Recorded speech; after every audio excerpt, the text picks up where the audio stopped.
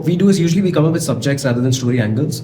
It depends if the like most of these things, skin color, balding, all of these are subjects. And so when you're tackling it, you can since there's no specific story, you can go any sort of way, any direction in what kind of story you want to tell. But then after growing up, I realized, okay, I love learning. I didn't know this back then.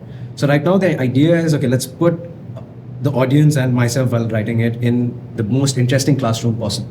So it's it's just making it. You have to think everything very visually, articulating it in with storytelling. That's about it. Every concept, if there's like a science section in skin color, but if you can just drive it using storytelling, if you just instead of talking about just the science of skin, if you showed it as a character's skin and then went into the science, it just becomes so much more palatable. And this I didn't know back then, and so learning wasn't great as a child. So what I wanted learning to be like back then is what I think we try to do over here with our videos as well. How do you get the data? We have so there's a bunch of people, all of us come together to do research. The preliminary research is usually through interviews with any sort of expert that we can find, any contact that we have. We'll start interviewing them and just ask them about the subject. Like for the AV video, for example, Ashina was lucky, you met Srihari, who had... So he was the ex-director of engineering at Tesla, who had actually worked on autonomous vehicles at Tesla. So he had a lot of insights. I think we did a video on AI psychosis, and we covered, we figured out the psychology of it. We spoke to Warriors for that.